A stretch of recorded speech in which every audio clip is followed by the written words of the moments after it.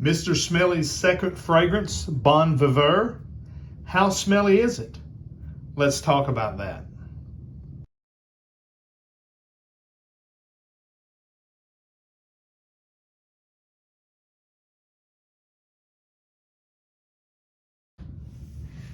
All right, guys, welcome to another video from Proverbs 27:9 Fragrances.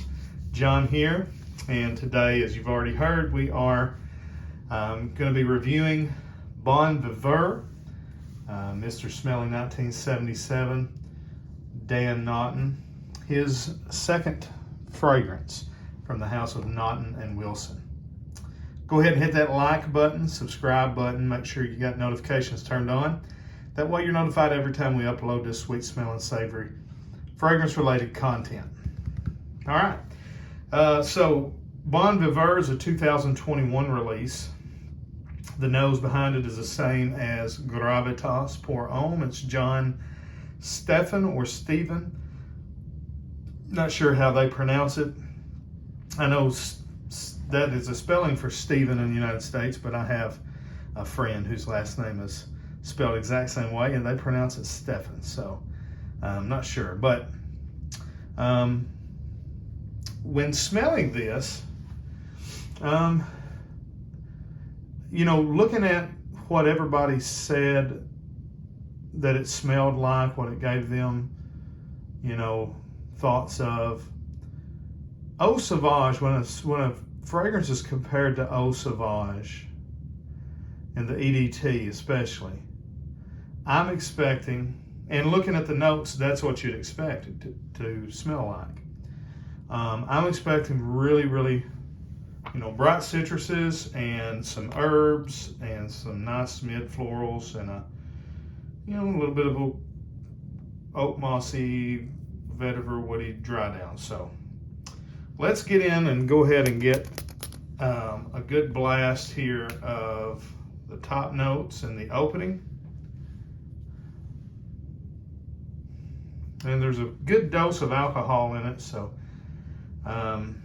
we'll let this kind of dry down for a second here.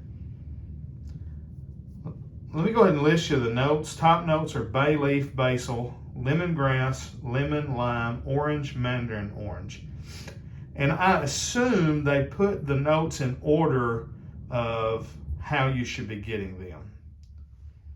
And if they do, they have that right, because you get a lot of herbs in the opening. Bay leaf and basil. The lemongrass comes in pretty strong. It's very earthy, very grassy. You can smell the citruses,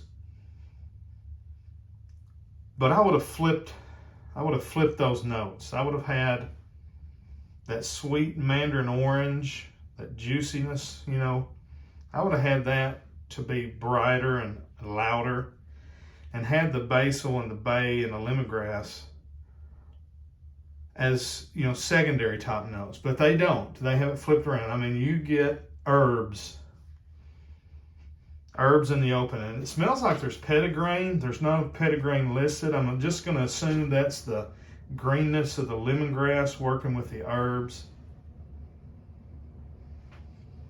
The citrus I smell the most is the lime. At first your brain tells you it's the lemon, but when you really get down into it, you smell the lemongrass. You don't smell the lemon as much. And if you've ever compared lemongrass to lemon, you'll know what I'm talking about. The orange is slightly there. If I had my druthers on this, the citruses would be turned up way more and the herbs turned way down. So I just tell you, I don't like the opening of this fragrance. It's too herbaceous. The clove starts coming in, and the pepper and all that's the mid notes start coming in, a couple of minutes in. I don't ever get any of the watermelon. Middle notes are clove, pepper, gin, and watermelon. There's a little bit of a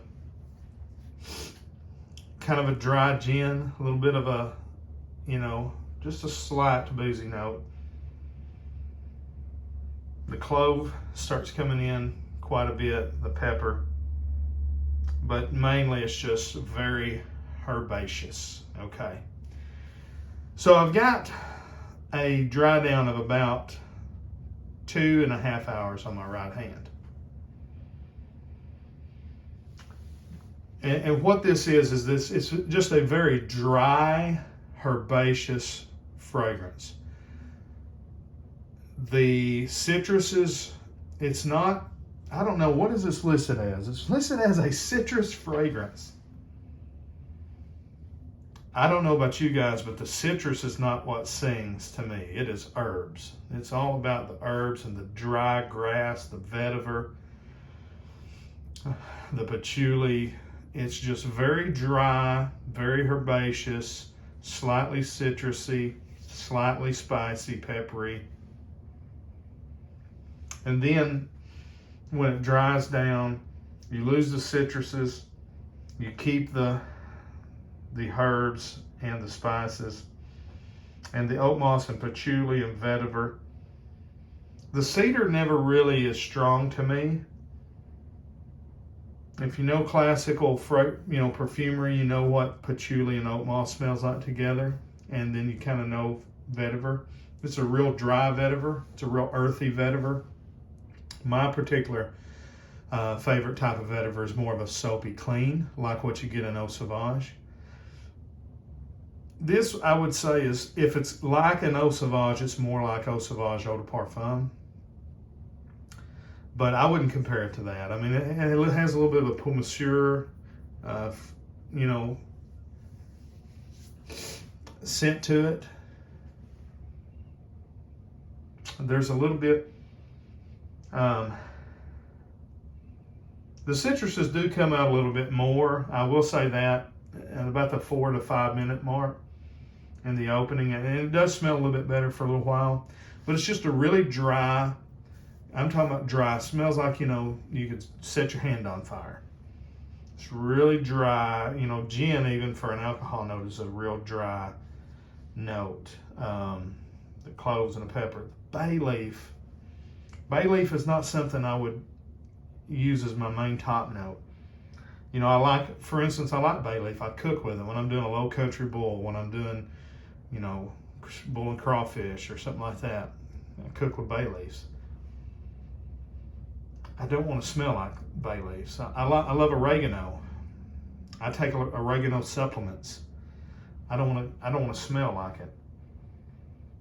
Basil, I don't mind smelling like it. I think it is a very nice aromatic, herb that smells good when properly used. Cloves, you cook with that, but bay leaf is just not one of those things that I want to smell like. Again, dry vetiver, earthy vetiver. It's just got a little bit of a dark, dry, earthy tone to it.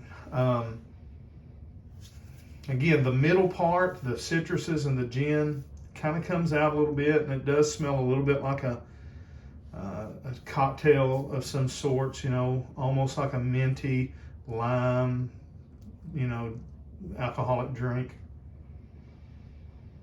But the dry down is just kind of just a spicy, herbally, earthy, and powdery. Gets kind of powdery, and just a fainter version of the original. So, not my favorite. I'll compare it in a different video to Gravitas Pour Homme.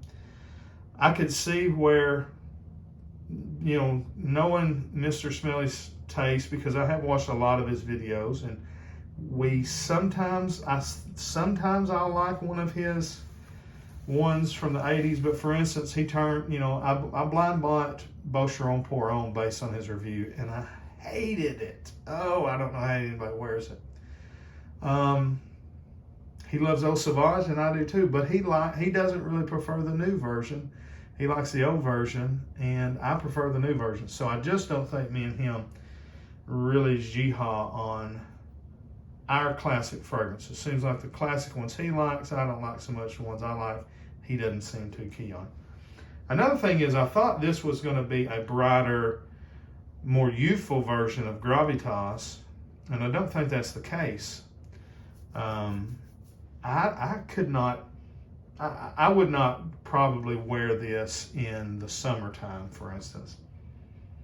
The middle part of the opening, if it stayed there, yeah, I could see it, where those citruses are, you know, kind of dancing, and the